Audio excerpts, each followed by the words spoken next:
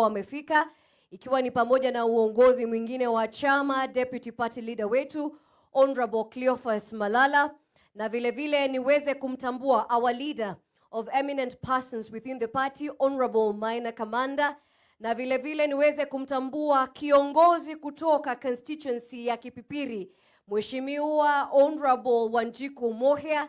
Tuweze kuwashukuru wote viongozi kutoka wawakilishi wa wadi wengi sana ambao wameweza kufika hapa, vile vile wawaniaji wa vyama tofauti na officials wengine wa chama. Na niweze kumtambua haswa katika mipango yote ya uchaguzi our National Elections Board Chairperson Madam Wanjiru Kago, ambaye bila shaka kazi safi tumeona hafla ambayo imetuleta hapa. Lakini bila shaka man of the moment, sijui mnajua na muongelelea nani haswa? Mnajua? Basi tuweze kumtambua kiongozi kutoka Ol Kalou constituency, the DCP candidate Sami Kamau. Jamani, salimia watu, ikiwa ni salamu na ishara vile vile ya shukran zake. Your Excellency, sir, we wish to thank you for your great leadership on the Party of the Democracy for the Citizens, that is DCP party, because we have witnessed ripoti ambazo tumeweza kupata, ikiwa ni mazoezi ambayo tulifanya pale Ol Kalou. Mchakato mzima ukiweza kupatiwa sifa kweli, na haswa wakisema hiyo ndio njia ya kufanya chaguzi, iwe ni chaguzi za party primaries ama ni chaguzi zozote zile. Kazi kwa mpango, kazi mambo ambalo limeweza kupatia lot of integrity kwa mambo ya kisiasa na kwa chama, na kuwapa imani wawaniaji wote kwamba kweli inawezekana, na imewezekana hapa DCP. Kwa hivyo tunasema DCP, DCP. Na lazima siku zote tunajikumbusha na kusema harambe, harambe. Ndio maana tuko hapa siku ya leo. Mambo imeanza, Ol Kalou itakuwa inaanza, lakini haswa hata hapa hii wiki Thursday pale Muradikir kuna maneno. Your Excellency, sir, if you allow me now, may I please invite the Honorable Deputy Party Leader to usher us through the next part. Karibu DP.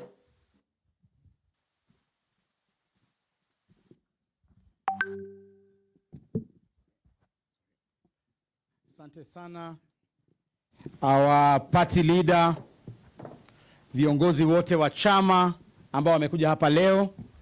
Ningependa kuchukua fursa hii kwa niaba ya party leader wetu kumwalika hapa katika makao makuu ya chama, na leo tumekuja kusherekea na pia vile vile kumpatia taji yule ambaye aliweza kushinda katika nominations zetu za kule Ol Kalou. Tumekuja hapa kwa sherehe ya kumpatia baraka kama chama, kumpatia mwelekeo. Yeye ndio atapeperusha bendera ya chama chetu.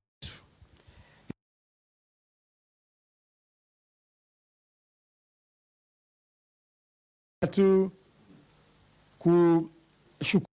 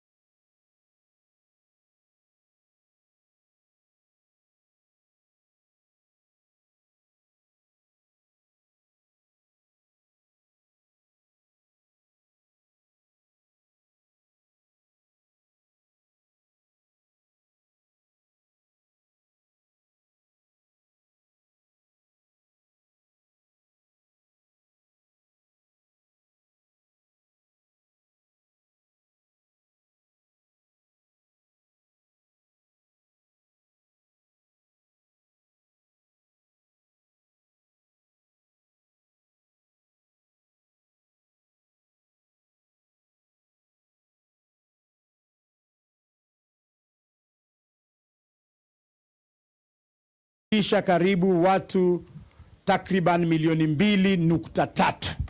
2.3 million people. Your Excellency, vile vile pia chama hii communities, hii ni ishara kwamba chama chetu kimekuwa kikubwa. Vile vile mtoni huo unaenda mpaka kule kwenye boda ya Uganda, kule Ingo.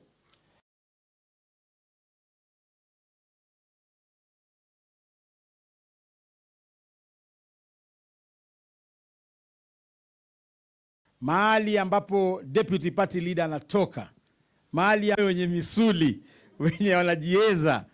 Tukaweza party leader kubarikiwa kushinda kiti ya udiwani. Na leo tumetunikiwa kukuwa na mheshimiwa Dickson Aduda wa kutoka Kisa East ambaye alichaguliwa kule. Kani leo ni siku ya kujivunia ndugu yetu Ngodho ambaye yeye ndo atapeperusha bendera. Ningependa tu kwa fursa hii kabla tuendelee tumuite the chairperson of the National Elections Board aweze tupeleka jinsi vile Ngodho atapewa baraka na certificate yake na party leader wetu. Karibu mama. Asante sana.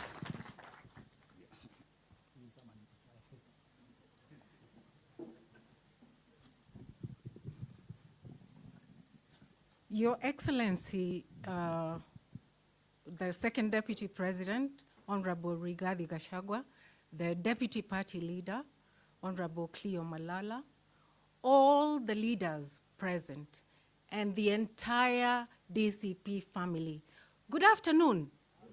Tupo? Tuko sawa? Thank you very much for this opportunity. The National Elections Board was unveiled in September last year. And while we carried out a lot of work to prepare for the November 2025 by-elections, our first true test was in Olkalau. Hapo ndipo tulijua mbivu na mbichi. And I would like for us to refer to a game called Jenga. Jenga. You can Google that a little later. I would like to introduce a colleague who's with us today, Ambassador Boniface Mohia. He's part of a team. Asante sana. Now, we went to Olkalau. And this was the real test because we had 8 very, very strong aspirants who wanted the ticket to represent our national party, DCP, in the Olkalau by-election, which will be held on July 16th. Very, very strong candidates. And I would like to appreciate the presence of 3 who are here. Honorable Wakili Kirago Waduta, Mr. Gabriel Gadura, Mr. Stephen Kimani. Like I said, DCP is a family. We got a lot of support from all over Kenya. So, Your Excellency, the people you see here who did the heavy lifting as far as the party nominations is concerned are true Kenyans that believe in DCP, and they did an amazing job in Olkalau. I would like to recognize the presence of all presiding officers. Simameni mpunge hewani.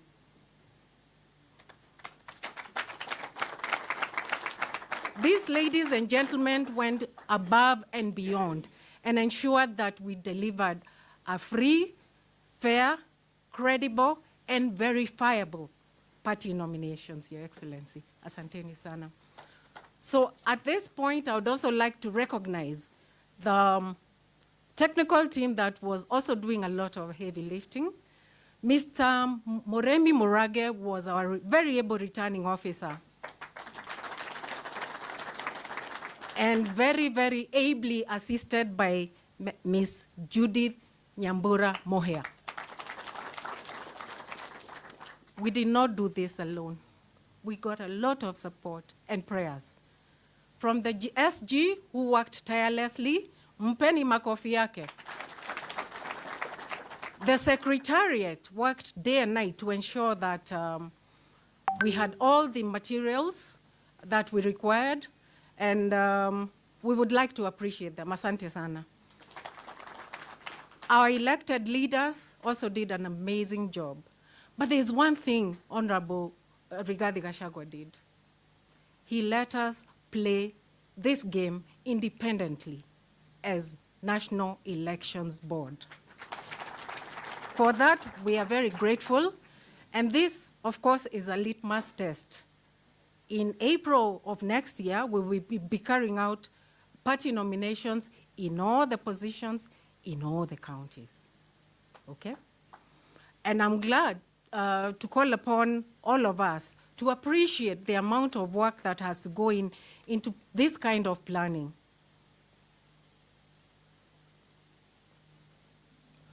I am told that among the aspirants, Bwana Isaac Kenywa is also here. Can we recognize him? Isaac Kenywa? Ako kule nyuma. Asante sana kwa kufika. So, we prepared meticulously, but there's a lot more work to be done. And I would like now to call upon the people who did a lot of work for us to just say a few things regarding the experience and whether we learned anything along the way in planning these party nominations. And I will have two people representing the presiding officers, Madam Esther Mureithi, as she prepares to come, Bwana Karanja wa Mariamu, please be on standby. Tumpe makofi Bi Mama Soko.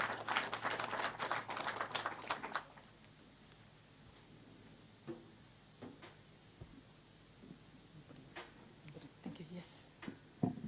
Thank you very much. Your Excellency, sir, this is for you. All the protocols observed and all the protocols that have been mentioned there before, I want to stand before you very excited, very happy to tell you that we are not only here to celebrate the win of one Sammy Ngodo, but we are here to witness and unveil the finest election that was done in Olkalau for the primaries. It was the finest, credible, verifiable elections ever held in our country in Kenya. I also want to say that this team here, Your Excellency, did a very commendable job. I think in the history of this country, an election like this has never been conducted.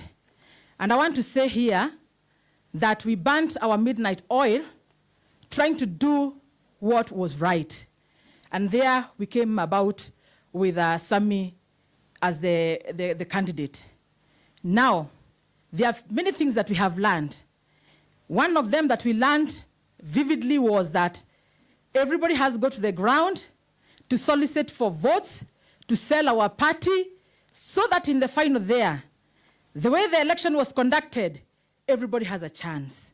We also want to report to you that all the votes casted were properly kept, and the files are good for future and for people to come and learn about them. For the Elections Board, Madam, we salute you.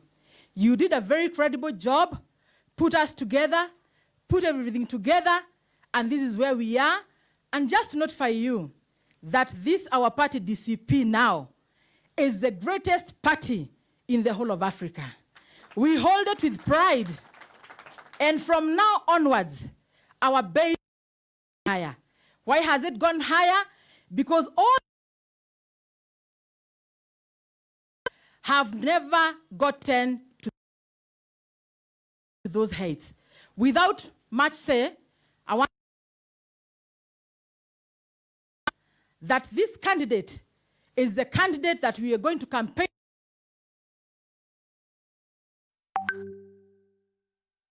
left, other parties, and their standing. However, one of the challenges that we found while we were going about the election, the young people. Please, the young people, 95% of the people who casted their votes are the elder generation. So we will have to go back there, talk to everybody. Those that have not yet had their election on the ground, as I wear my is that the young people who are coming to vote using their ID card, wanasema wako kadi. Jamani, information not there on the ground. So thank you very much, team. God bless you for this time. Asanteni sana. And now introducing Bwana Karanja wa Mariamu from Nakuru County. Your Excellency, plus our guest, ambaye sasa ni Ngodho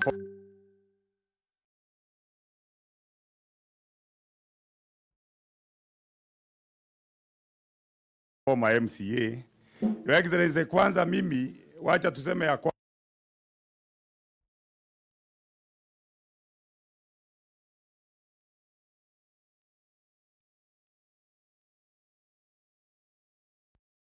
BC should benchmark na sisi.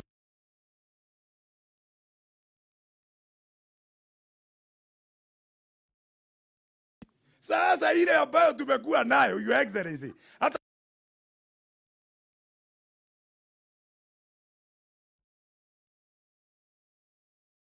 sisi kama hizo, I am even challenging hii IBC. Unaona? Alafu Your Excellency, amesema elections ambayo ni verifiable. Hii chairman hawezi kufa. Unajua wale wanafanya election baya, Mungu anawaua. So hii yetu ilikuwa mzuri mpaka Mungu mwenyewe akafanya nini? Akafurahi. Namba 2, Your Excellency, ni hawa candidates. Hawa candidates ambao tulikuwa nao. Na mimi ningeuliza wakati utasimama kwanza wasalimie hao. Unajua tuliambia board kabla hatujaanza kuhesabu. Kama kuna mtu ambaye ako na swali, aulize kabla hatujaanza kufanya nini? Kuhesabu. Tena Your Excellency, kuna jambo State House. Akaombea kusalimia Your Excellency. Watu wakatokea. Your Excellency, the other one. Bao moja alikuwa na 1 or 2 years. Sikuna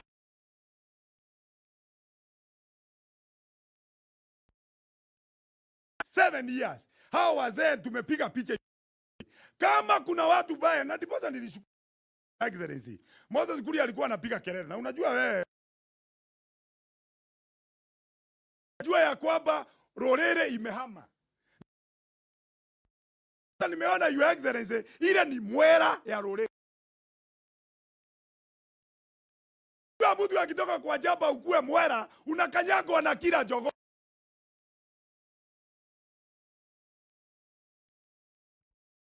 Sisi tumeshukuru. Unajua Your Excellency, Rorie tukakuja wakati kuja tumeshida. Sasa tumeanza hapo Karau. Tumeanza hapo. Na unajua wakati huo huyu rais amekuwa yuko alikuwa hata akinywa maji tunapiga makofi. Akikohoa tunapiga makofi. Akiguruma tubo tunapiga makofi. Sasa yeye ameanza. Sasa kuna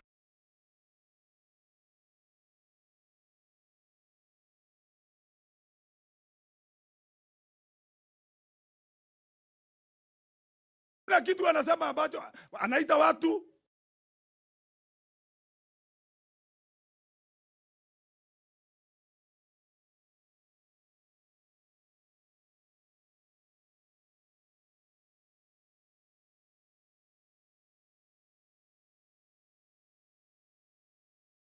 naweza kufika moja kwa moja. We need to inform the people of Kenya and the world. So I request you just to be silent so that I deliver the statement, then we can proceed. Dear people of Kenya, we have called this press conference to speak to the people of Kenya and the world. We have one major issue to address today, touching on the international security and involvement of Mr. William Ruto. Over the weekend and better part of the beginning of this week, William Ruto has hosted some world leaders and known African dictators to get an affirmation and a breather in the reality that he is one-term president and get a reprieve of the political pressure in the country. The African Forward Summit happening in Nairobi is just a sideshow of Mr. William Ruto to hoodwink Kenyans on the matters that affect them. But what is coming out of it is nothing for the Kenyan people.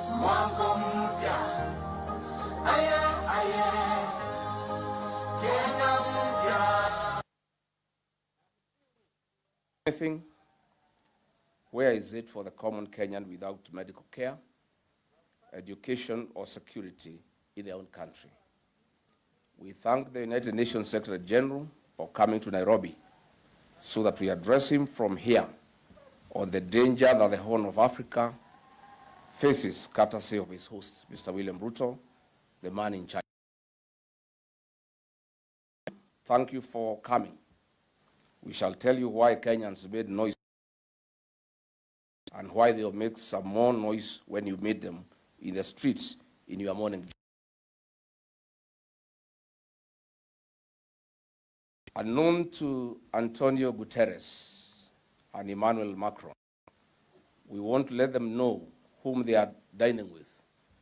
Mr. William Ruto, a man who is the greatest disrespecter of the rule of law, the greatest human rights violator, a vicious man, a callous character, a con master, and a practicing dictator on internship from Suluhu, Yoweri Museveni, and his contemporaries from other African countries, especially the ones dining at State House now for a talk show. This is a man who in June 2024 butchered Gen Zs in their numbers, abducted others. This is the man who is a real primary responsibility bearer of the war in Darfur, where thousands of women and children are being butchered. Instead of boasting of hosting over 30 presidents in Nairobi, William Ruto must focus on solving domestic issues. 3 days ago, six Kenyans in Mandera were brutally butchered by Jubilant forces who continue to illegally occupy the Kenyan soil. 7 other Kenyans are fighting for their lives in hospital, and not a single word from William Ruto. As we speak, Mandera County remains insecure and a big threat to the peace in the Horn of Africa. This is highly occasioned by issuance of Kenyan national IDs to non-Kenyan Somalis to enable them get an easy access to passports across the world. This has opened the world to terror groups in terrorist shells in Somalia. Beware of this. And I must say, dangerous trade disadvantages genuine Kenyan Somalis as they are held in suspicion while applying for visas to travel to various nations across the world.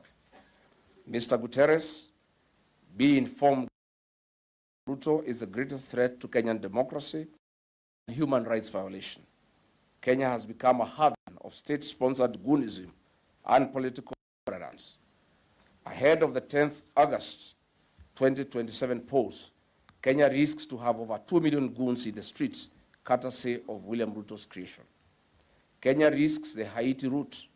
Women and children are tortured and attacked in churches with live ammunition, tear gas canisters, and the brutality of clubs and machetes, not once, not twice.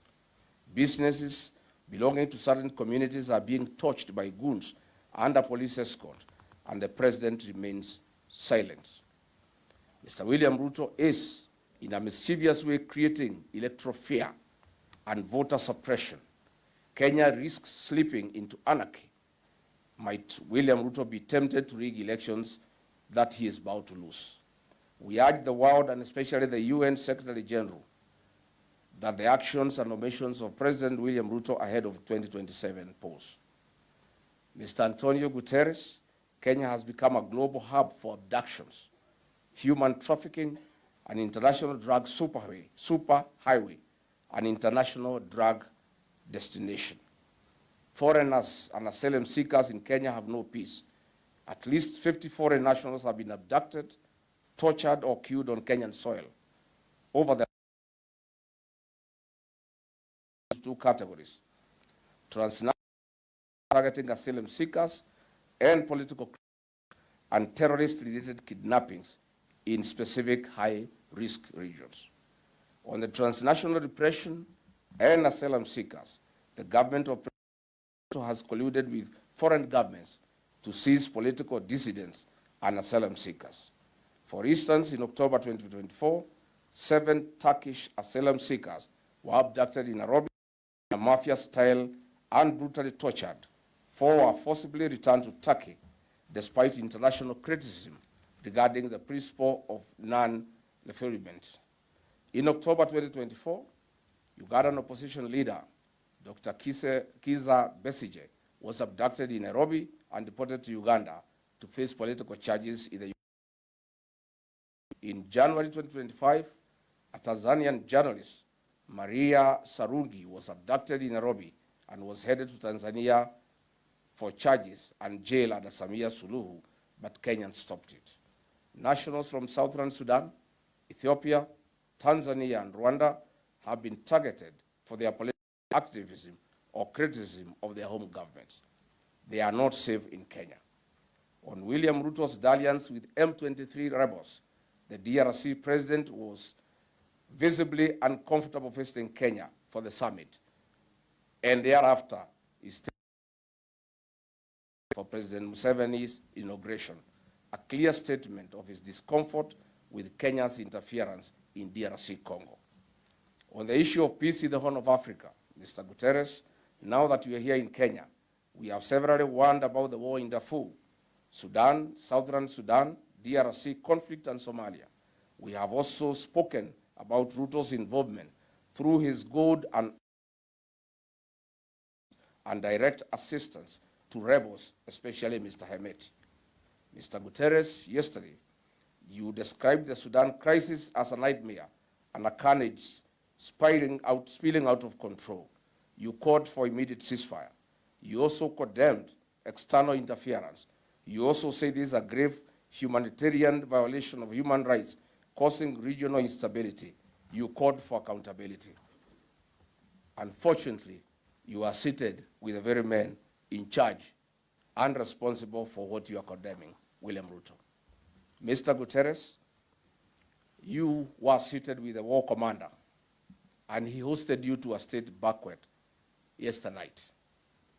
You cannot talk about normalizing situation in Sudan when you are hosted by the commander and the men responsible for insecurity in the region.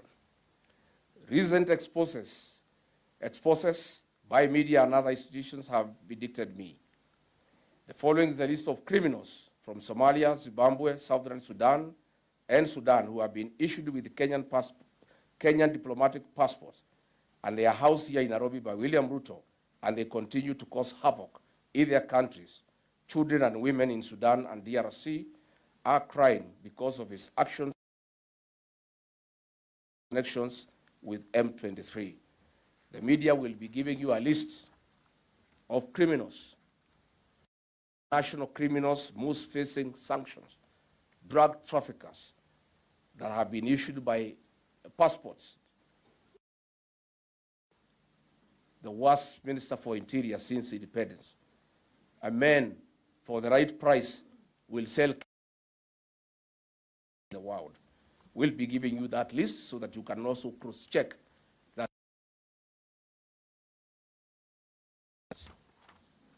The world must know that Kenya is an international and destination as well. In Mr. Ruto's cabinet sits 2 drug barons,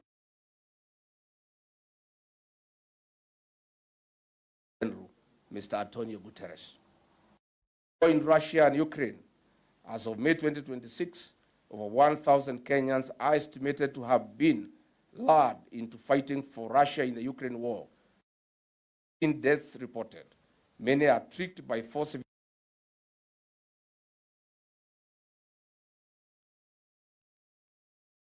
William Ruto and some of his cabinet secretaries who are actively involved in these matters.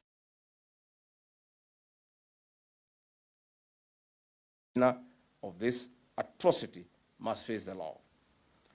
To the president, in the presence of Emmanuel Macron from France, it is important we let you know why Kenyans made noise to you at the University of Nairobi Taifa Hall.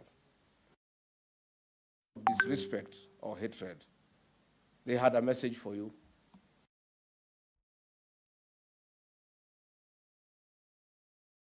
To French farms to a tune of Kenya shilling 7 billion being proceeds of crime, as their children are not in school and they have no food on the table. Mr. Macron, on September 30, 2020, other President Uhuru Kenyatta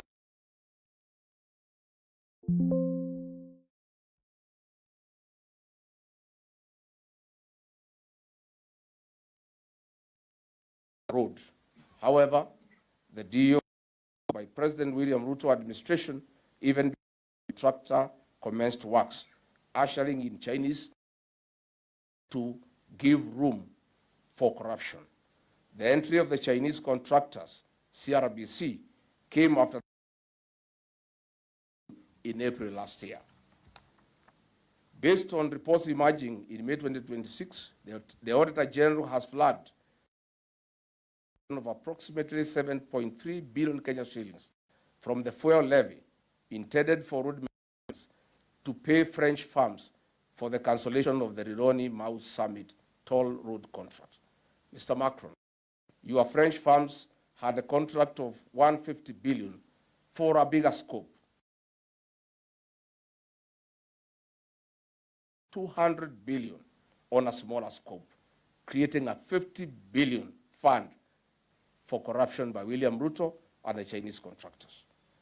But your biggest interest and the reason why your French firms accepted cancellation of the Rironi-Mau Summit was to get 7 billion shillings without doing anything at all. Mr. Macron, you are an accomplice in the 7 billion Kenya shillings theft from the people of Kenya. That is the money you have actually come to negotiate, not the summit that you are attending. Kenyans, this is a message Kenyans was passing to you yesterday. Kenyans are asking you not to leave our borders with this money. We need it to pay school fees. Mr. Macron, if Kenyans the children of Meru County risk missing going to school because it's demanding 64 million shillings from the county administration. This is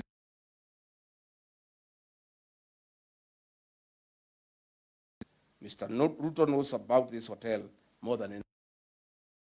He informed that the military pact that you signed with Mr. Ruto in 2025 on defense cooperation has caused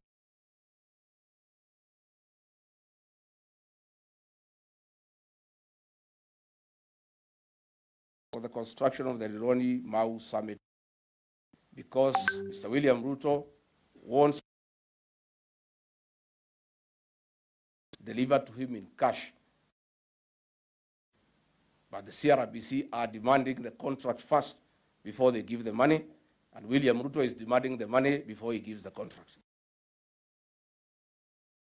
Ladies and gentlemen, those were my remarks on the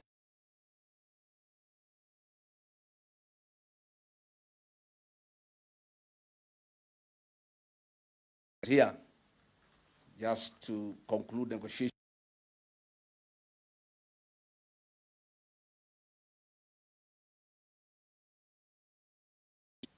We come for Thanksgiving, Jehovah Lord. We want to appreciate and remind you, Jehovah Lord. When we win in July, Jehovah Lord, we are going to appreciate you. We also ask you to protect us, Jehovah Lord. We are fighting against people who are not kind enough to Kenyans, Jehovah Lord. But because your grace lives amongst us, Jehovah Lord, guide us and protect us. Give us your favor amongst the Olkalau people. Speak to them at heart as we speak to their minds. And when you do that, honor and glory is going to be unto you. We ask you to be with us today. And when we go back to our homes, protect us and guide us. In Jesus' name, we pray, believing and trusting in your holy name. Amen. Asante, Your Excellency. Ladies and gentlemen, please, let's all be seated. Your Excellency, the Second Deputy President of the Republic of Kenya, and the esteemed party leader, Chama cha DCP, His Excellency Rigathi Gachagua. Basi niweze pia kuwatambua viongozi wote ambao wamefika, ikiwa ni pamoja na uongozi mwingine wa chama, Deputy Party Leader wetu, Honorable Cleophas Malala, na vile vile niweze kumtambua our leader of eminent persons within the party, Honorable Maina Kamanda, na vile vile niweze kumtambua kiongozi kutoka constituency ya Kipipiri, Mheshimiwa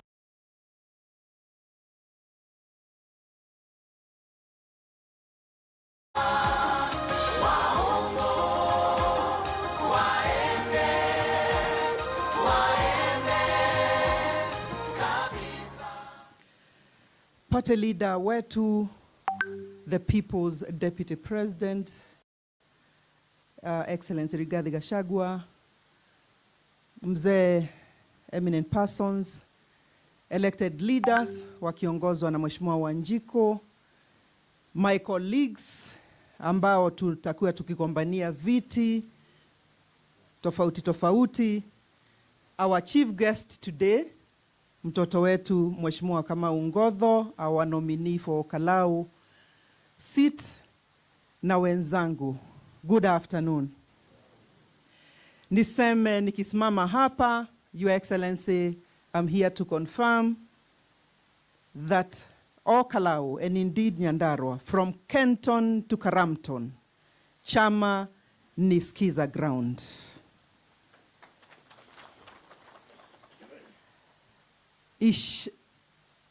Vile tulijitokeza, nichukue hii fursa, niseme to the chair, NEC, asante sana kwa kushukuru ground, mulikuja tukashikana vizuri sana, mukafanya yetu, tukafanya yetu, kisha tukaungana pamoja, na kila kitu ikaenda vizuri. Niwashukuru sana.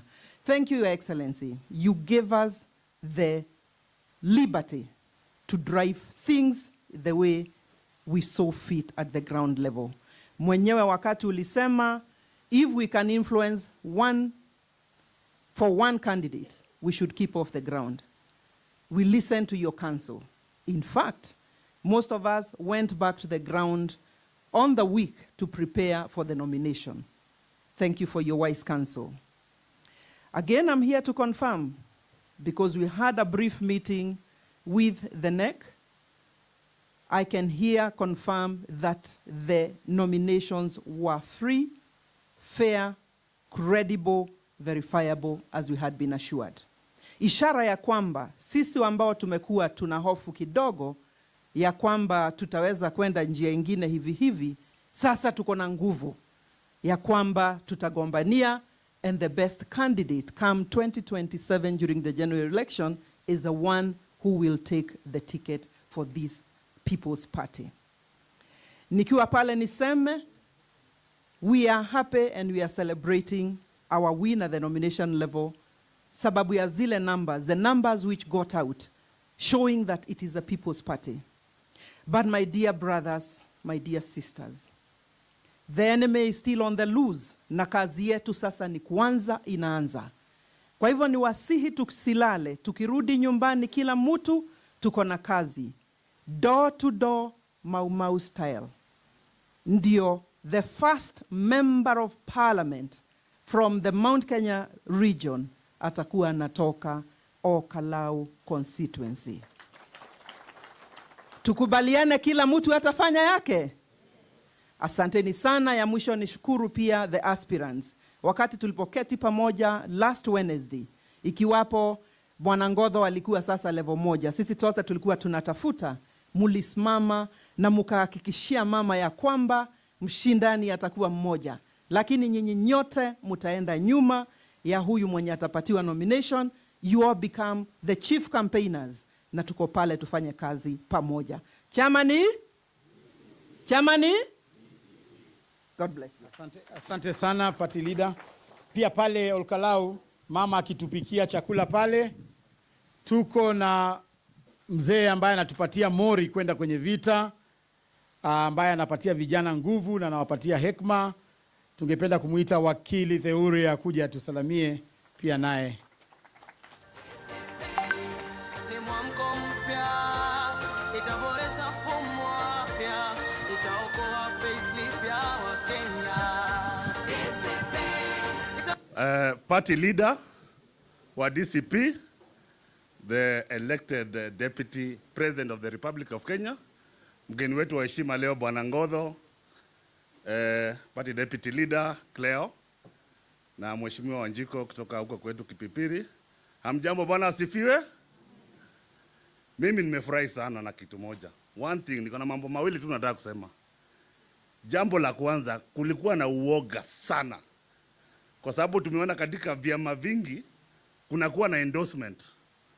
Badala watu wafanye nomination, kunafika pahali kunasemekana huyu ndiye amepatiwa kiti. Na hii wakati tukaona tulikuwa na 8 people, watu 8 wanataka kusimama hiyo kiti, na wote wakaenda kwa nomination, and the nomination was very good. So kama kuna kitu sasa mimi naamini kwenda mbele that will strengthen this party, ile kitu itafanya aspirant, kwa sababu aspirant wanakuwa na uoga sana, wakienda nyuma ya tent wanakuwa na uoga sana. So I'm very happy, Your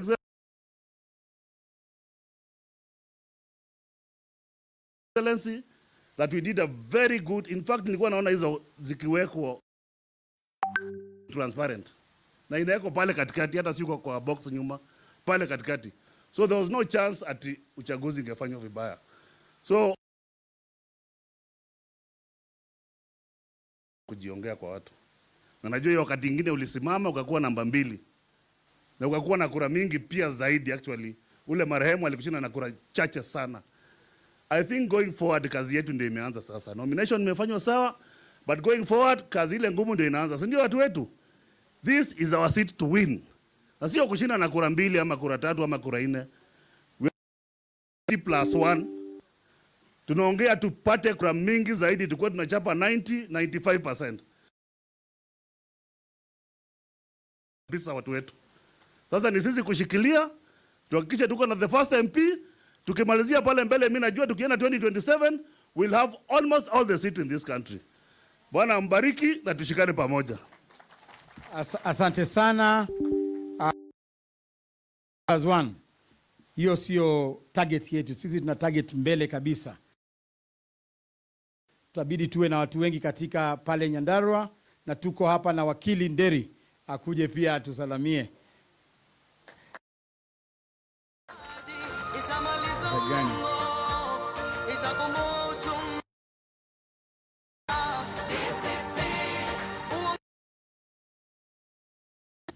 Your Excellency, the Second Deputy President of the Republic of Kenya, all leaders present, and party leaders and party members, good afternoon.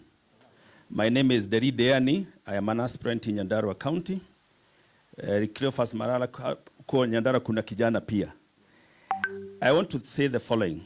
Your Excellency, the Deputy President, we have gained a lot of confidence in this political party because of the manner in which we saw the nominations having been held in a very transparent manner.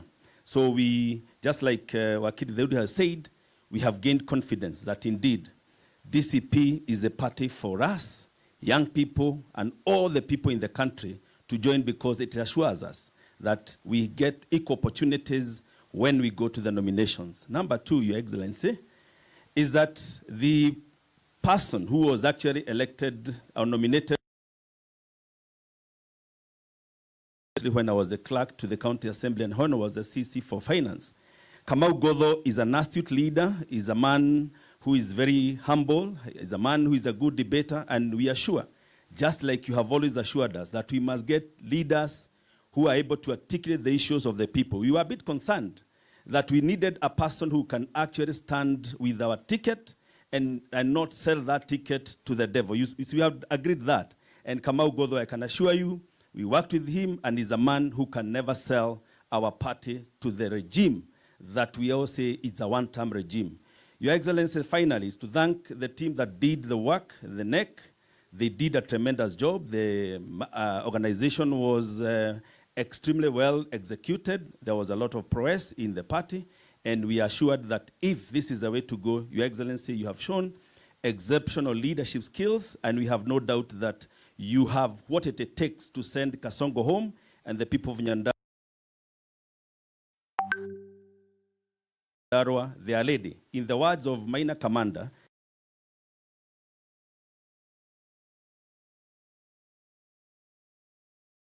Onjo tu, tutamtengenezea ile mzuri, dhiki mzuri, tumpatie come 16th of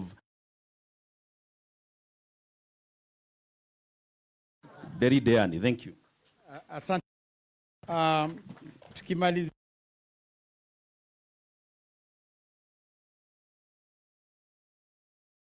Your Excellency, tukimalizia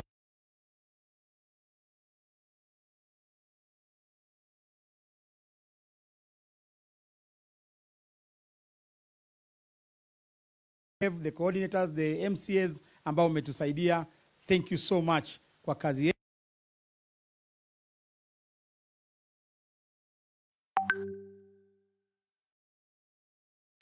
Your Excellency, yule ambaye ana kwa niaba ya majirani wote atupatie tu neno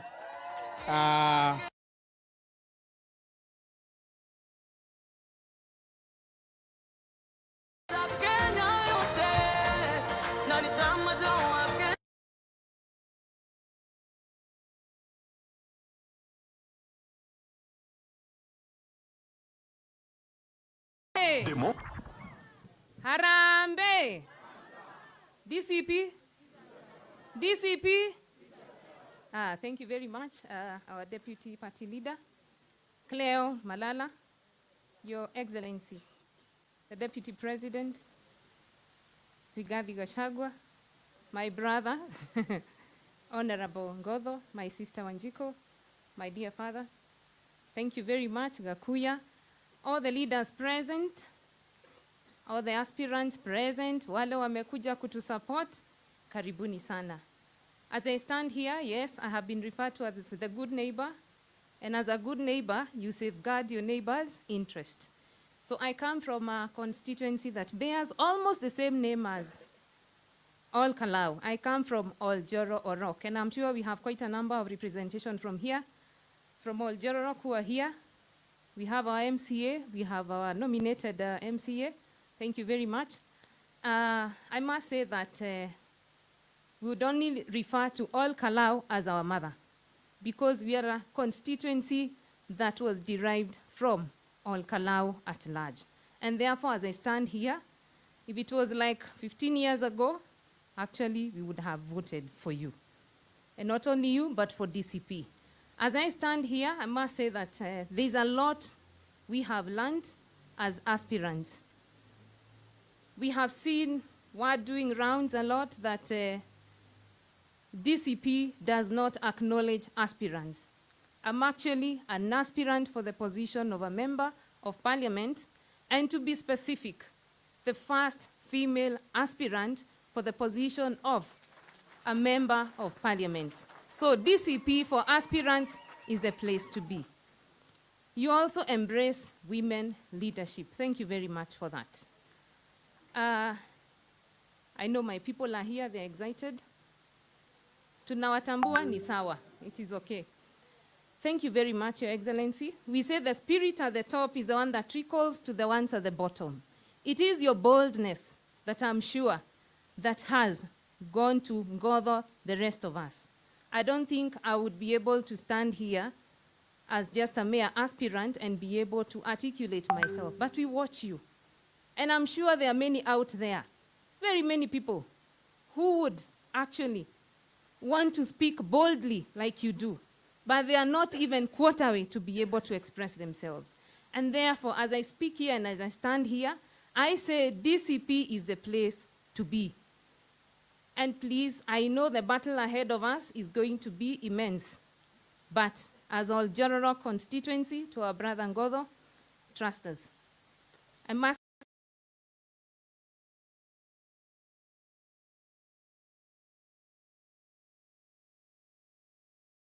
Your Excellency, we say the spirit at the top is the one that trickles to the DCP.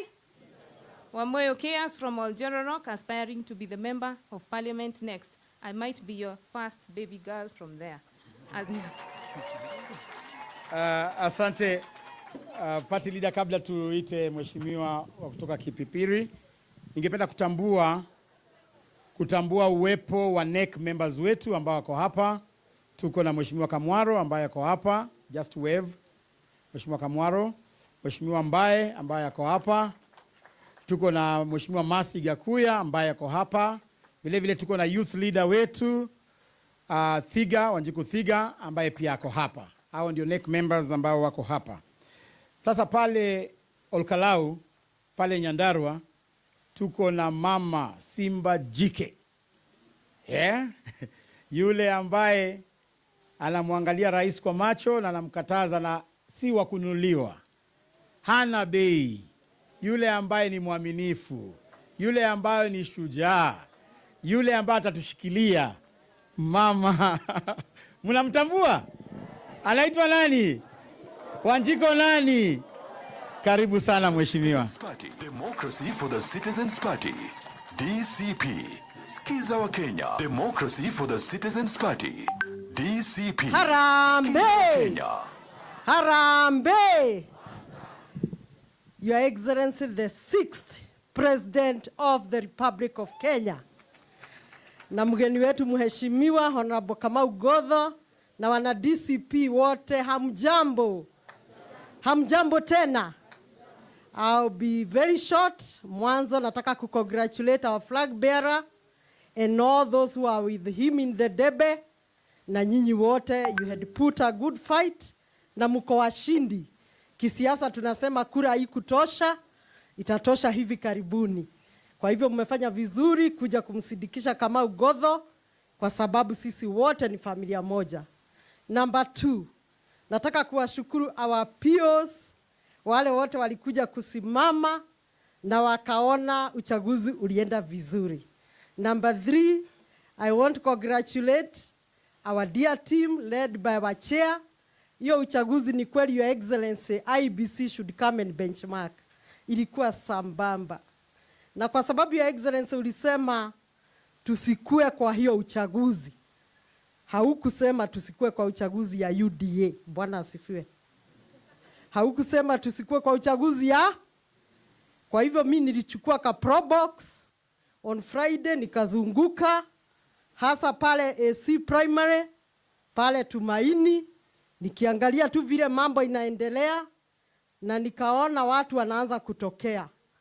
Ndio nikatoa hiyo maneno ya kusema ukipiga kura leo hauwezi kupiga kesho. Mimi ndio nilitoa hiyo msemo. Na niliona Moses Kuria wakilia ati watu wa DCP wamefanya propaganda. Members, this was not a propaganda. If you are not a UDA member, bona ungepiga kura kwa UDA? It was the truth. This was not a propaganda. If you are not a UDA member, haugepiga kura kwao. So tunataka kushukuru watu wa Olkalau, walisimama kidete, wakakataa kununuliwa na mchele na 200 shillings. Nataka kumweleza rais, Mheshimiwa Ruto, umekataa kutengenezea watu wa Nyandarua barabara. Umetudanganya na barabara za Geta, Donyojero, Kariamu, Shamata, barabara za Boyman, na sisi ni wakulima. Kwa hivyo tunaomba wewe na Faith Getau, muache tukule viazi for the next 18 months. Tukichukua serikali, tutauda barabara, tutauza viazi, tutanunua nyama. Ama mnataka mchele? So keep off your rice na maharagwe. Sisi tuko tayari kukula viazi. Tukichukua serikali, we shall make our road. Nataka kuwaeleza wale watakuja pale Olkalau kutusaidia, msikue na wasiwasi. Hii uchaguzi ni rahisi kama ABC. Kwa sababu hata candidate wa UDA alipata kura 1000. Hata hangekuwa number 1, number 2, number 3 kwa DCP, alikuwa others. Ile yenye iliunganishwa kidogo 200-300. Na nikikueleza hii uchaguzi ni rahisi, in Olkalau we have 30 aspirants wa MCA position through DCP party. na tuko na 0 for UDA. 0. In Nyandarua County, tuko na more than 5 women reps. Wale wanatafuta tikiti ya DCP na UDA has 0. In Nyandarua County, we have more than 5 governor candidates na UDA has 0. Tuko na 1 senator ako na UDA has. Sasa hata wewe ukija kukampeni mahali kama hapo utashindwa namna gani? Sio hata tutakuwa tunakula viazi tunaenda tunapiga kelele, viazi tunakula kelele, si ndio? Na gunia moja ni 6,000 kwa sasa. So the election will be very easy. I'm sure Kasongo may not invest, but just in case he may continue, we are not afraid of him at all. Nikimalizia, nataka kusema ili tukue na very good structures, tutaomba mpitie kwa chama sana kama Secretary General, mtu wote atataka kuja kutusaidia. We get your name because we are putting perfect structures kama NEB. Ukija tutakuwa tumekueleza utaenda mahali fulani, polling station fulani, na utapata MCA fulani.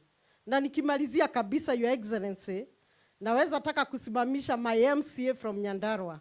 Again, hata kama wamekuja hapa, maana walisema Orojororok, wapi, hawakusema Nyandarua. Hebu wasimame tu wananchi wawaone. MCA wa Nyandarua County, wapigieni makofi. Ketini, hawa MCA walikuwa silent observers. They didn't have a badge. Ili wale aspirant walikuwa involving you. We were not supposed to be in a way. Kwa hivyo hawa MCA tuliwa silent observers. Ili shida yote Kasongo akijaribu kupaga pale, walikuwa like our security controllers. And they did that very effectively.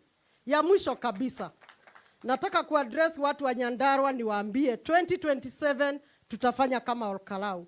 Pale AC Primary, wananchi walitokea asubuhi wakakaa hapo. Wakiona mama fulani anataka kwenda kupiga kura kwa UDA, walikuwa wanasema we ni msaliti. We unasaliti Rigathi Gachagua. Huyo mama ana change mind, anaingia kwa wale wengine, anaanza pia kuangalia nani anakuja kupiga kura. Na saa hiyo ashapewa 200 kwa mfuko. It was so interesting that hata ule alipiga kura, alikuwa anaenda anatafuta petroli, anavuta kidole, asijulikane alipigia UDA kura. Kwa hivyo Nyandarua mambo imeamuliwa, and I'm sure you saw that people will guard the votes even in 2027. Na ndio tunatarajia sisi kama DCP, this is our presidential candidate, na tutakuwa nyuma yake. Sawa sawa. Karibuni sana Nyandarua, kiti ni yetu. Firstborn wa UDA alikuwa Rorie, sasa firstborn wa DCP atakuwa Olkalau. Na nikimalizia Mzee Maina Kamanda, mimi nilipiga kura 1995 yangu ya kwanza, but I was young and beautiful. Sasa baba yangu alikuwa amenieleza nisikaribie wazee kama wewe, ndio huku niona.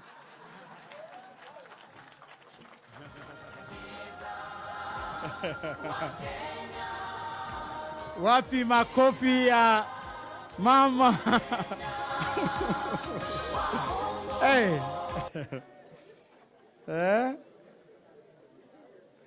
Wanasema usidharau mamako kama hukumuona kwa ujana wake.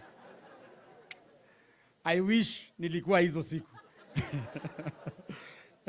Tungepiga wakina Maina watoke mbali tuchukue huyu. Lakini bahati mbaya hatukuwa tumezaliwa. Bas, party leader, asante sana. Mama amesema jambo moja ya kumbuka. Ningependa kutangaza kwamba ile siku ya uchaguzi wa UDA ni party leader wetu huyu alipeana mwelekeo. Akasema kwamba watu wa Olkalau wasijitokeze kupiga kura kwa chama ambayo sio yao. Na mimi nashukuru watu wa Olkalau wanamsikia sana party leader wetu. Vile alisema hivyo, hakuna mtu alijitokeza. Mliona mshindi wa UDA alipata 1167 votes only. Yani hata kufikia number 6 wetu. Yule number 5 wetu alipata kura mingi kuliko kura zote za aspirants wa UDA. Walikuwa wamejiandikisha wengi, kwa sababu walijua Kasongo ni mtu wa kukamuliwa. Kasongo ni mtu wa kunyonywa. Sasa walijiandikisha wakijua wakienda kupiga picha State House watapewa milioni 5. So hata hao ambao walisimama hawakukuwa wana UDA, walikuwa tu mahasla wa Nyandarua huko wanatafuta kitu ya kukula. Tungependa kuwakaribisha sasa warudi nyumbani. Kasongo akipatikana na nyonywa. Bas party leader, vile vile hao watu wa Nyandarua ni watu wazuri kwa sababu walikusikia na walikuonyesha heshima mingi na taadhima wakati kulikuwa na ile matanga ya the late MP. Walikuwa wamekupangia vibaya, lakini kwa sababu wewe ulikuwa dio ukapanga kualiko. Na vile ulifika pale, wananchi wa Nyandarua walikuonyesha mapenzi. Na kama mimi ningekuwa William Ruto, hiyo siku ningesoma rada, ningesikia ground haraka, hata hii mambo ya by election singeweka mtu. Kwa sababu William Ruto unaenda kuaibishwa ile aibu hujaiona tangu uzaliwe. Mimi nimesikia ati wanapanga strategy ya kukuja kulaunch na kurelaunch projects kama ishara ya kuwaomba mupigie kura UDA. Watu wa Nyandarua ningependa musome historia. Mzee Daniel Moi alikuja kule Kipipiri, akaeka vigingi vya stima mpaka kwa kila nyumba. Hata kama uko na nyumba ya nyasi, nyumba ya mbao, wanaweka hapo mti ya stima. Wakati kura ilipigwa na KANU haikushinda, kesho yake mzee Moi akakuja akachukua vigingi zake akapeleka Baringo. So vile vile tu pia hizi matinga ambazo mtaletewa during campaign na kulaunch, we have a reincarnation of mzee Moi called William Ruto. Atakuja atalaunch mabarabara, na jamaa amelaunch mabarabara mingi za uongo mpaka akiona watu anadhania ni barabara. Ana barabara oye, kumbe ni. Sasa kwa heshima ya William Ruto, sababu Methu alisema tunamheshimu, lakini kwa sababu tunamheshimu na tungependa kumtambua hapa, nikisema barabara oye mnasema oye. Barabara oye. Barabara oye. Bas William Ruto. Tungependa kuomba msidanganywe na hizo projects. Akikuja kulaunch project yoyote, munamuuliza pesa ngapi umeweka katika budget. Sababu budget ya sasa hivi hata itoshi kulipa madeni ambayo anayo. Kule Kakamega party leader, zile projects zote alilaunch, ile barabara ya kutoka Shinyalu kwenda Chepsonoi, ya kutoka airport kuenda Shinyalu, ya C41, ile ya Kuisero, zote sasa hivi matinga zimetoka. Kwa sababu anakuja na launch, anaenda nayo. Mambo ya stima, William Ruto akikuja kule Western anatembea na transformer moja. Ana launch, anakata, inabebwa, inakimbizwa, inawekwa the next constituency. Sasa hivi hata ile kinyozi alilaunch ati ameletea mtu stima, ilikatwa, alienda na stima yenyewe. So huyu mtu ni mkora na paka aende nyumbani. Mwisho party leader, wakati ngatuliwa kutoka kwa kiti, nakumbuka hiyo siku, na kumbuka tulienda na wewe nyumbani kwako. Tulikuwa mimi, familia yako yote na wewe. Tukapata kwamba pale kwa boma William Ruto ashatoa askari wote, hakuna mfanyakazi hata mmoja alikuwa kwa boma hiyo. Hata mpishi walikudhulumu. Tukakaa na wewe pale, wakasema kwamba wewe unaitwa villager. Nakumbuka. Ukaamua urudi wapi? Kwa village. Wakaona hiyo village haijatosha, waseme wakuite wa Munyoro, kwa sababu hiyo village ilikuwa inaitwa nini? Wa Munyoro. Sasa hivi hiyo village walidharau inaitwa wa Munyoro, inajulikana dunia nzima na iko na heshima kuliko Sugoi. Vile ulikaa pale wa Munyoro, Your Excellency, ukaanza kuongea na watu wako, wakasema huyu mtu ni mkabila. Sababu ulikuwa unaongea na watu wako na ulikuwa unaongea kwa lugha yako. Wakakuita mkabila. Hapo hawakujua umaana ya wewe kama kiongozi kuanzia kwako na kurudi kwako. William Ruto alikuwa anajiita yeye ni sijui ni nini, national leader, akadharau nyumbani. Sasa mambo imeumana. amerudi kwa watu wake nyumbani. Watu wake wanamwambia, ai, hapana. Sasa wewe ulikuwa umeenda huko nje. Hata hapa ni one term. William Ruto analia asubuhi na mchana. Kwa mara ya kwanza nimeona ameanza kuongea kabila yake vile wewe unaongeanga yako.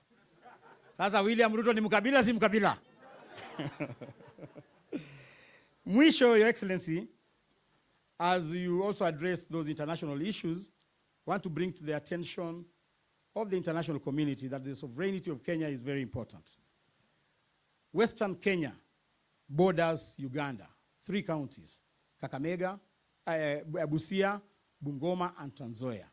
At the moment, William Ruto is recruiting voters and registering voters from neighboring counties. This is a perforation of our foreign policy, na tungependa party leader utusaidie sana kwa maneno hayo ya kuregister wapiga kura katika mpaka wa Bungoma, Trans Nzoia na Busia. Lakini sisi tumepeana tangazo kwamba siku ya kura, kama wewe sio Mkenya, sababu tunajua kichwa ya Mkenya nakaaje, jaribu ukuje Kenya kupiga kura. Amewapatia IDs, vile anapatia Al-Shabaab IDs na wale ambao wanaua watu kule Sudan, vile vile pia amefika Uganda kule, anaregister watu kule. Tungependa party leader wetu tuongelee hiyo maneno na utusaidie. Otherwise, kama DCP tumekubaliana kwamba tunataka tufunze William Ruto adabu. Na adabu ya kwanza inaanza on Thursday pale Emurwa Dekir. Tunataka tumshinde home and away, si ndio?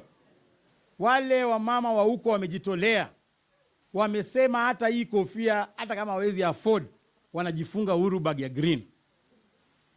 Party leader anaongelesha kwa simu, wamesema ni one term. Sasa kama mandugu na madada wa William Ruto wanasema ni one term, sasa je, sisi si William Ruto ni one term? Nasikia sisi tukisema William Ruto must go, wale watu wa Sugoi wanasema William Ruto come, must come, sababu wanamuita nyumbani. So party leader, asante sana kwa kuongoza chama chetu. Tungependa sasa tukukaribishe party leader wetu ambaye pia ndio presidential candidate wetu wa chama cha DCP. Citizens Party. Anatosha ama toshi? Basi sote tusimame kwa heshima na taadhima tumkaribishe party leader wetu Mheshimiwa Rigathi Gachagua.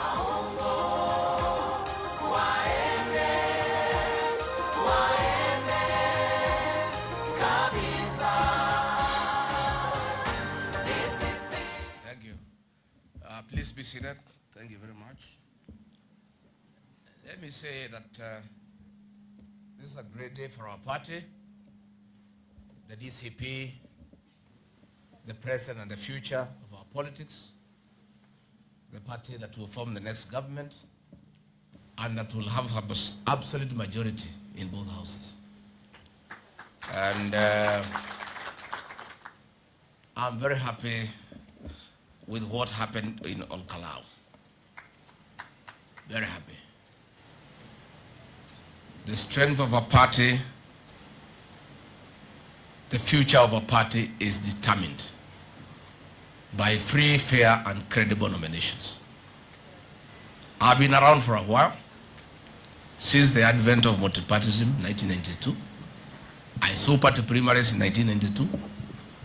I saw party primaries in 1997. I saw party primaries in 2002. I saw party primaries in 2007. I saw party primaries in 2013. I personally participated in party primaries in 2017 as a candidate for Madeira parliamentary seat. And I was around and in charge of 2022 party primaries.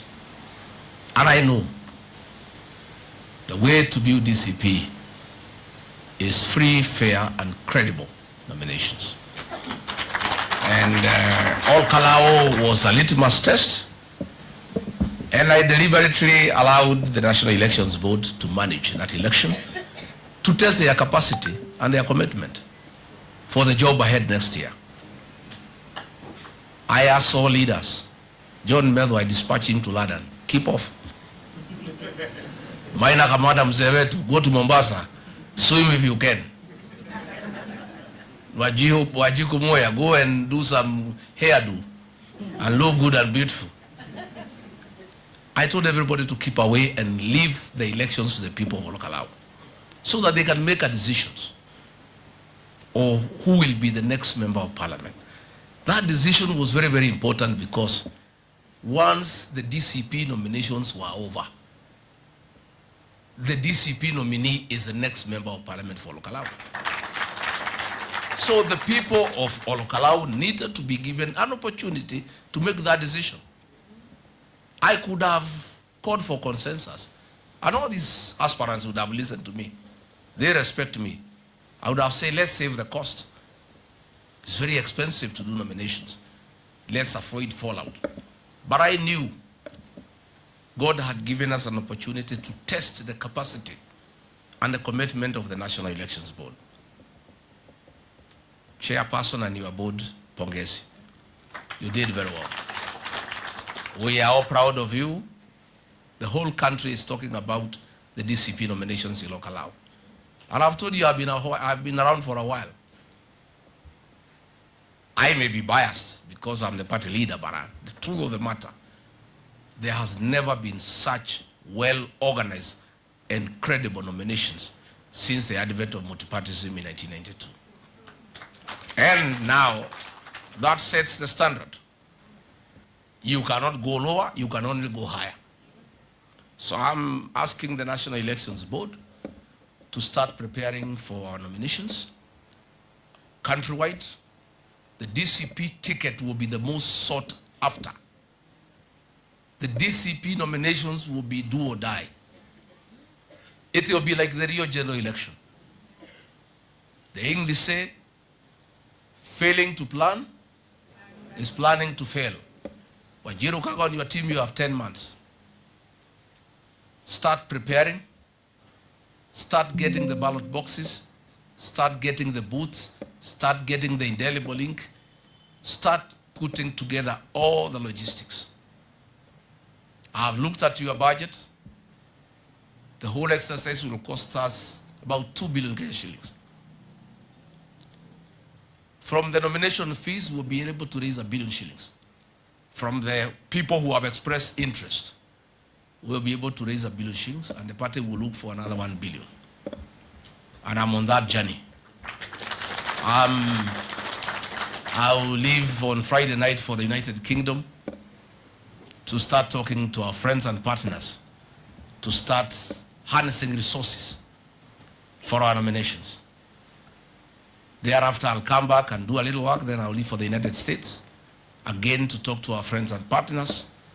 We must put money together by August so that we cannot afford to fail. The DCP nominations, once you get the certificate, you are the next member of parliament or governor or senator for that matter. And all that will be remaining, I'll be asking you to do for me and the party is voter turnout for the presidential vote. Yours will be done because you don't need too many votes. Once you get our ticket, the work I'll give you is voter turnout. Mwai Kibaki in 2007, when William Ruto coined 41 versus 1, Mwai Kibaki won the election by having only 2 voting blocks, Mount Kenya plus voter turnout. The second block was called voter turnout. It was 97%. I am looking at a situation where I'll be persuading the people of Kenya. For us to get rid of William Ruto, we must have a 98% voter turnout to make sure these men go home one way. So, I want the National Elections Board to put your act together and get moving. You know the nominations will be in March next year. You know we have support everywhere. You know the number of constituencies. You know the number of counties. You know the number of wards. The people who have registered with us, we are having an average of 7 MCAs per every ward. So we need very many ballot papers. We are having an average of 4 to 5 members of parliament. The DCP nomination will be something out of this world. So let's prepare, and I'm happy when the National Elections Board requested that I ask the aspirants to be presiding officers so that they can get first-hand experience on how the party will carry out the nominations. I'm sure all of you aspirants, you are now persuaded we shall have free and fair nominations. Are you not? Yeah. Because you took part in the process. You took part in the process. Again, our detractors have been saying that the DCP will give direct tickets. Oh, regarding Gachagua has preferred candidates who are Itungatis, who stood by him during the nomination, the impeachment. Oh, this DCP party is for the rich. Those who have money are the ones who will get. Those who don't have money will get nothing. This Kamau Ngodo, how much money did he have? Yeah? See, he beat people who are billionaires. That is clear. Money means nothing to this party. Please give us your money. Give us your money to pay offices. Give us your money to buy vehicles, to pay rent, to buy koffias, to buy t-shirts. Thank you very much. That's as far as it goes. It cannot be in exchange of a direct ticket. Where ujitolee kama unataka kusaidia chama with no conditions.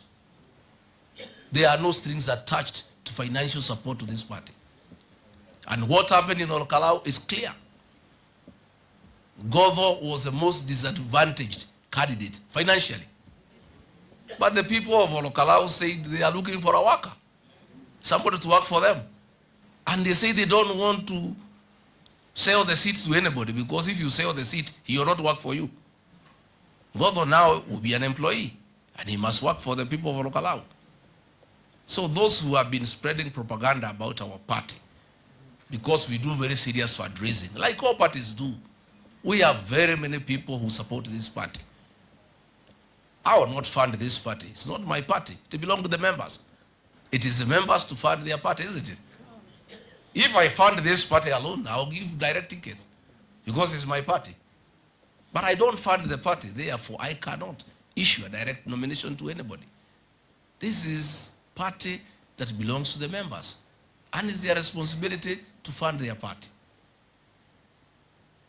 We raised funds for that nomination. I called a few people, there is funds. We funded that nomination. I am off to the UK to meet our supporters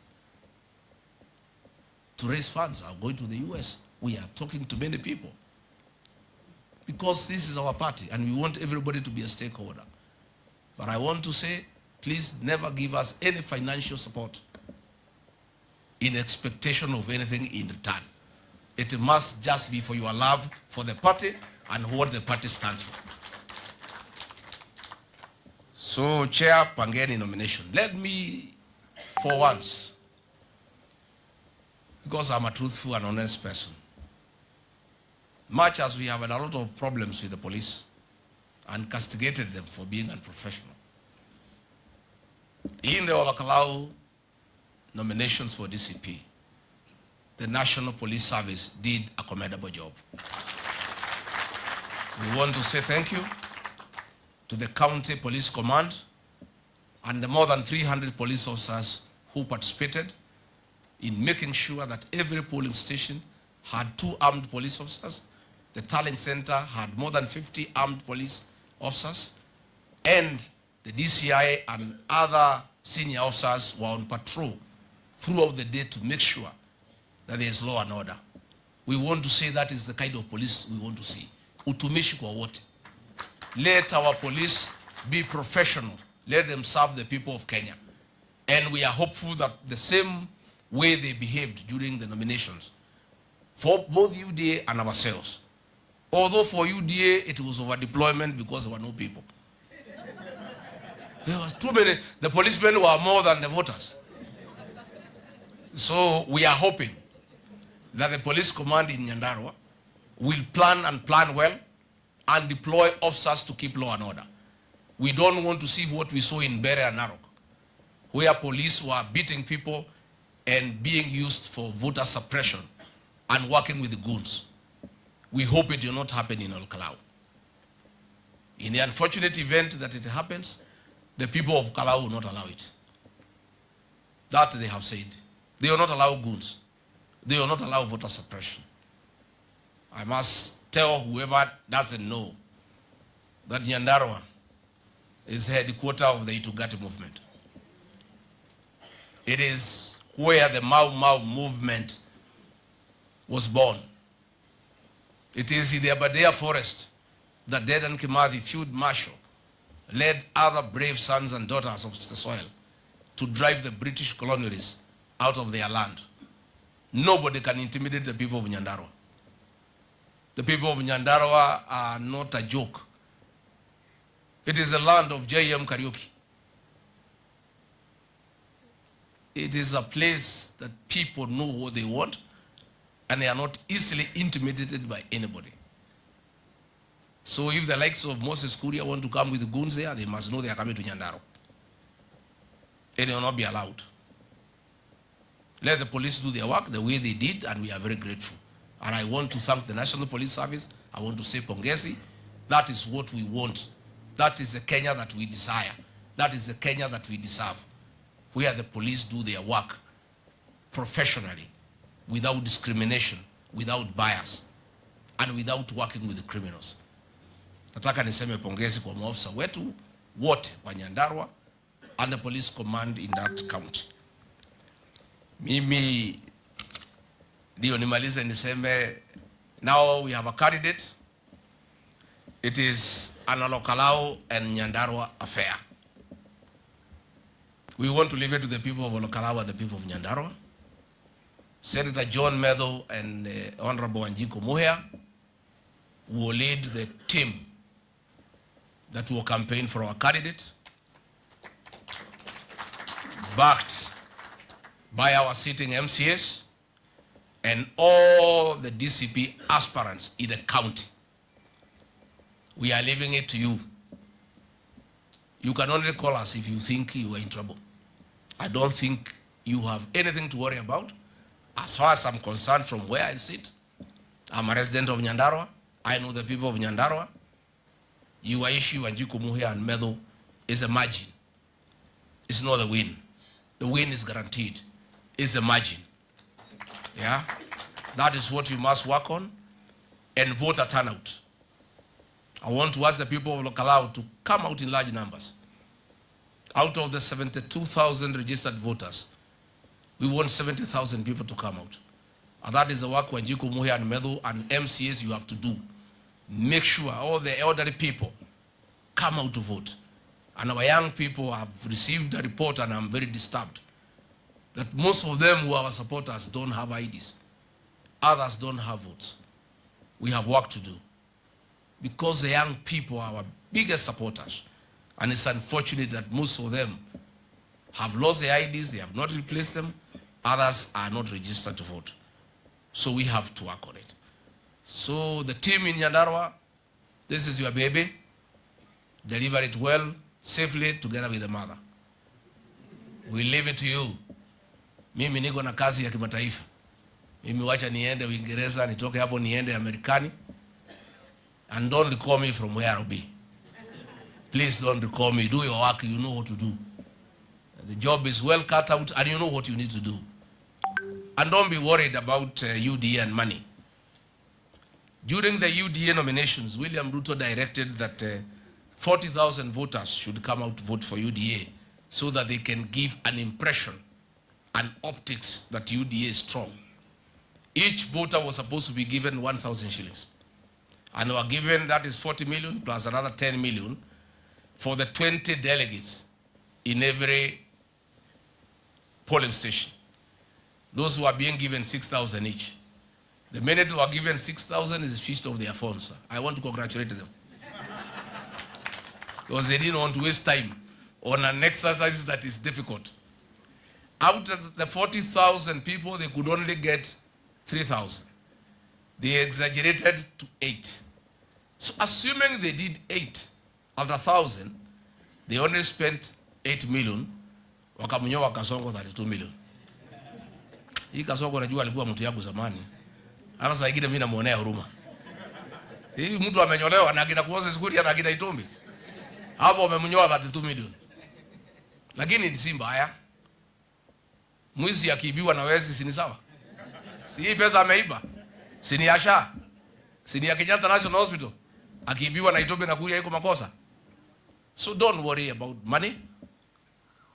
And we have changed. We were telling our people, eat money and vote right. We have changed. The people of Kalau have told us to stop it.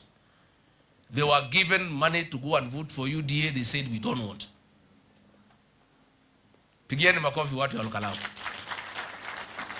I think that is the spirit. We are telling the people of Kalau, don't take this money. Number two, the people of Kalau cannot be given maize and beans and rice. Kalau produces food for the whole country. It feeds Nairobi and Mombasa. How do you sway the people of Kalau with food? These people have sufficient food and surplus to sell. So I don't think anybody will sway our people with rice and beans that don't get cooked properly. You know? Hii chakula ipelekwe Garissa. Please, William Ruto. Hii mchele na maharagwe unalete. Peleka Isiolo na Turkana. Pahali natakikana. Watu ya Kalau wako na chakula ya kutosha. Na ingine wanauza Nairobi na Mombasa.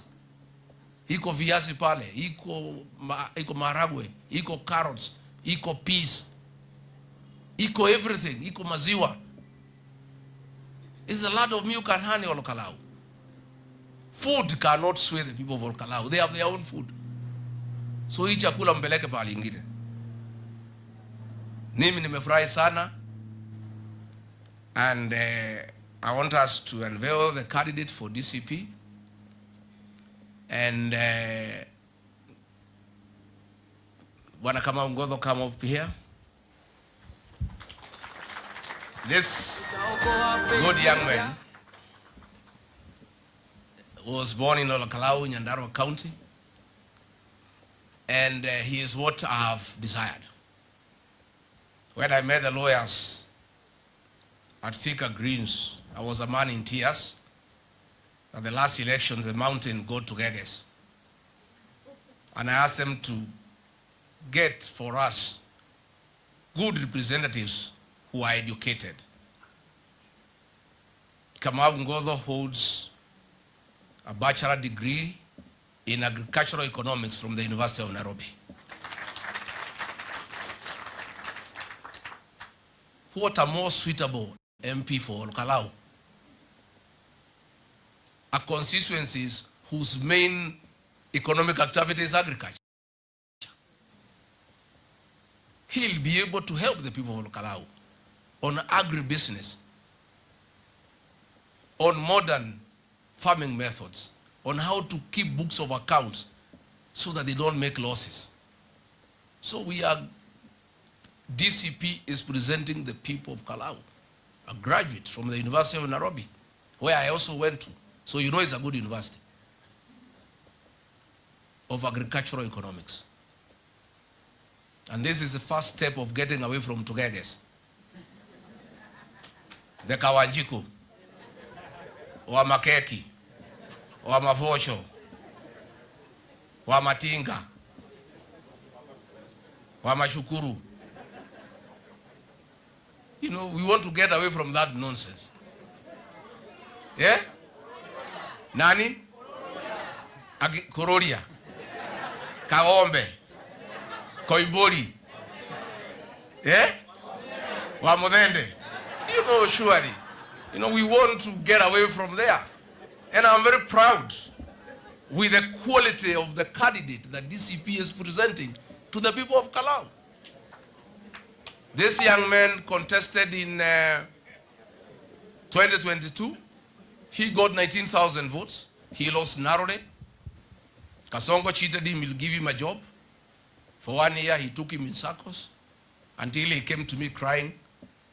And I employed him in the office of the Deputy President as a protocol officer. He worked diligently. He's a man of integrity. And he was well respected in that office.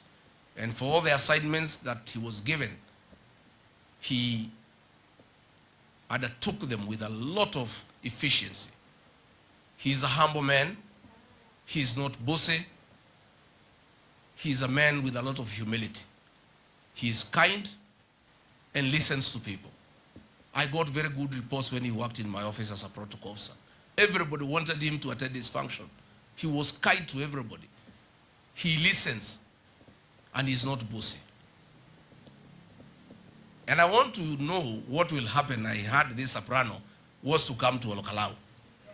When I was removed from office, he sacked this young man. And his child and his wife suffered. I would like to hear what soprano will tell the people of Nyandarua. You removed Rigiji because you wanted a seat. Why did you have to sack Ngodho? This is a man from home. Why couldn't you let him do his job? You made him jobless. A man who was earning a salary to take care of his family, he went back to the village. And he has suffered. The people of Olokalou will have an opportunity to give him a job. And when soprano comes to Nyandarua, you must ask him, why did you sack this young man? You must ask him that question. Si ndio? Si mtamuuliza? Yes. Si ndiye alifuta hii kijana? Huyu kijana nimpatia kazi. Kama alikuwa na shida na mimi, ni sawa. Alikuwa anataka kiti changu, amechukua. Huyu kijana alimuuliza nini? Agetonya mwana iligo. Yes. Alifuta mpaka watu ya kufieka nyasi. Small people earning 20,000 hapo akawaangaisha, akafuta hiyo watu yote. But since he said he is coming to Olokalou, the people of Olokalou must ask Bwana Soprano, you sacked this man. The people of Olokalou want to give him a job. Bora unafuata yeye mpaka Olokalou tena? Unataka kuhangaisha hii kijana na watoto wake mpaka siku gani? Si mtamuuliza? Yes. He must be asked that question. Pia muulize Soprano, nyinyi mnatafuta kura ya watu ya Olokalou. William Ruto na watu ya jamii yake pale Kenya Pipeline, mama anaitwa Faith Boynet ya jamii ya Kasongo na rafiki yake. Mtoto wetu wa Olokalou David Muriuki amekuwa general manager wa infrastructural development, amefutwa kazi. You have sacked our son from Olokalou from a good job as general manager, and then you want to come to Olokalou to tell us that we should listen to you. And that is why I have a problem with this soprano and other traitors of our community. I will never allow it myself. Kasongo alikuwa anajaribu kufuta mtu mlimani na mwambia go to hell. I will never allow him. Sasa watu wanafutwa left, right and center. Soprano kazi yake ni kusema yesa. Bure kabisa. David Muriuki amefutwa Kenya Pipeline. Na nikutaka ati jamii. The same day wamefuta David Muriuki, wamefuta another lady called Maureen Mwenje, the general manager procurement. They have targeted our community to sack our sons and daughters. And then he wants to come to Olokalou to ask us tuichague mtu ya UDA sahili anatuhangaisha na kuhangaisha jamii. The people of Olokalou, please. You can't allow it to happen. Kabla wewe soprano kuja Olokalou, David Muriuki mrudishe kazi kwanza. Si ndio? Yes. Na huyu Maureen Mwenje mrudishe kazi. Mmetuhangaisha ya kutosha. So nyinyi nimewachia nyinyi Olokalou mtauliza soprano hiyo maswali. Sasa method hiyo nimemwambia angangane na soprano.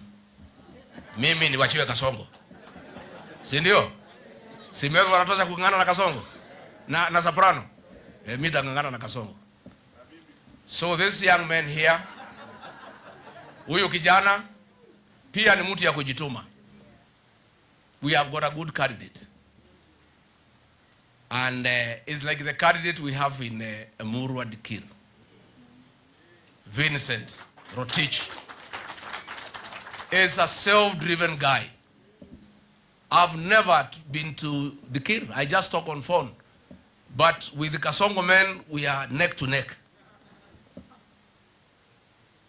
And I can tell you as of this morning, because the campaign stopped yesterday, we are ahead. Yeah. All we need is to protect our vote. I'm told Mukomen has been told to go there to mobilize chiefs and assistant chiefs and Nyumba Kumi to intimidate our voters. I want to ask the people of Emurua Dikir not to be intimidated, to have the true blood and spirit of Johanna Ngeno, the late. So Mukomen, don't go to Dikir to intimidate voters. Allow the people of Emurua Dikir exercise their right. And if they are allowed to have their way, we'll have the first DCP member of parliament from Narok County, Emurua Dikir constituency. So this good young man here you'll help him. The people of Nyandarua work with him. Sisi tutasaidia tukiwa mbali. This is a Nyandarua matter, it's an Olkalau matter. Na tutaendelea naye vizuri sana. Na mimi I know. I worked with him in my office. I know his capacity. Again, other than having good education, he has the other quality that I've been looking for. Loyalty to the party and to the community. Huyu hawezi uza sisi kama ile watu ya tumbo. When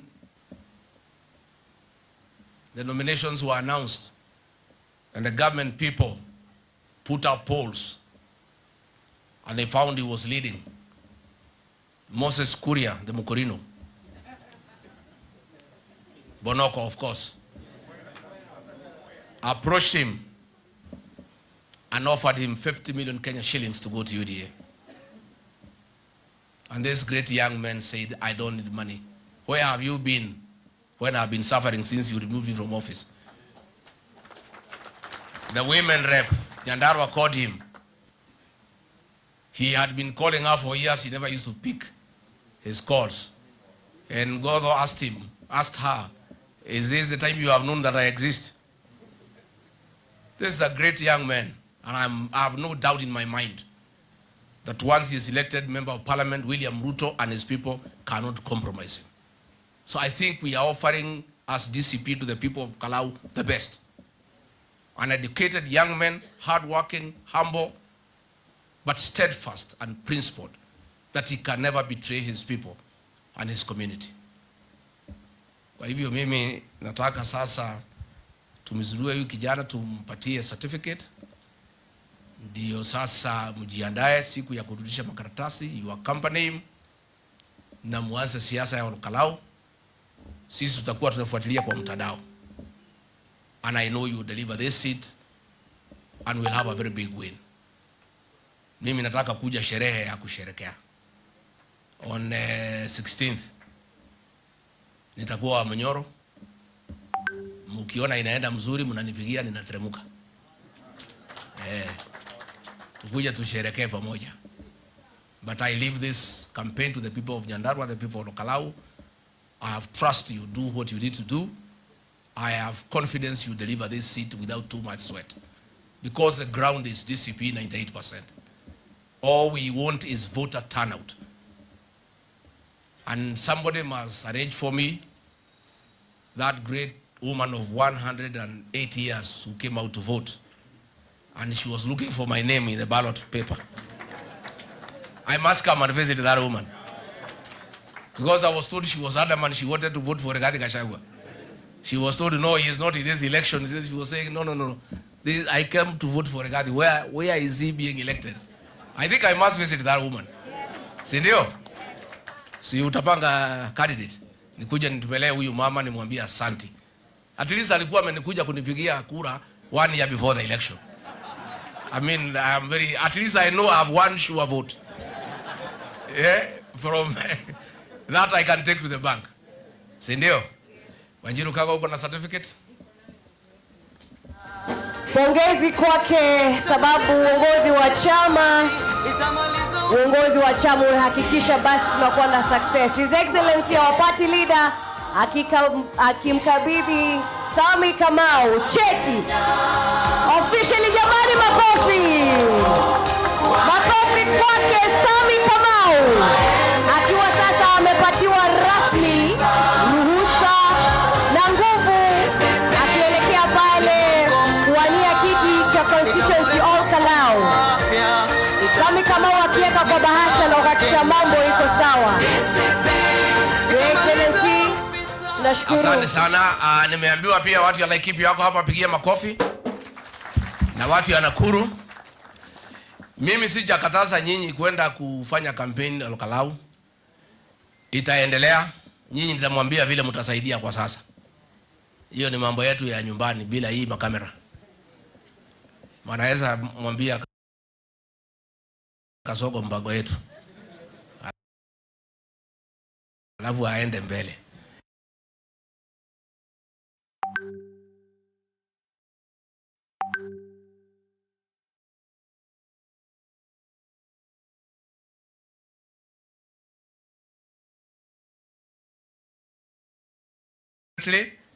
And different timings.